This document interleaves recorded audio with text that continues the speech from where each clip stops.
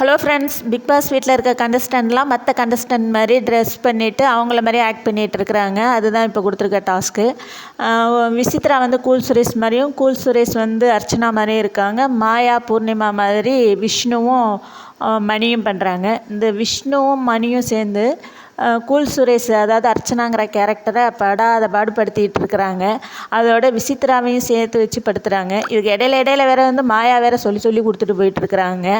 அப்புறமா என்ன பண்ணுறாங்கன்னா, நிக்சன் தானே விசித்ரா கேரக்டரில் இருக்கார்.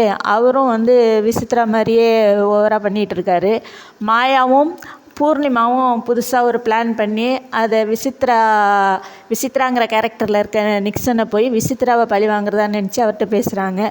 இதனால் விசித்ரா ரொம்ப எமோஷ்னல் ஆகி ரொம்ப ஃபீல் பண்ணுறாங்க. அது வந்து விஜய் டிவி போட்ட ப்ரோமோலே நம்ம பார்த்துருப்போம்.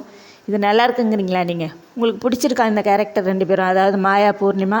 அவங்க ரெண்டு பேரும் உள்ளே இருக்கலாமா வெளியில் இருக்கலாமாங்கிறத தயவு செஞ்சு கமெண்ட்டில் சொல்லுங்கள். உங்களுக்கு பிடிச்சிருந்தா இந்த வீடியோவை கண்டிப்பாக லைக் பண்ணுங்கள், ஷேர் பண்ணுங்கள், அப்படியே சப்ஸ்கிரைப் பண்ணவும் மறந்துடாதீங்க. இதில் அர்ச்சனாவாக இருக்கிற கூல் சுரேஷ் ஒவ்வொரு சீன்லேயும் அழுதுகிட்டே இருக்கிறாரு. இதை வந்து அர்ச்சனா அப்படியே பார்த்து ஒரு மாதிரி பார்த்துக்கிட்டு இருக்காங்க. அவ்வளோதான் இந்த வீடியோ முடியுது. அப்படியே மறக்க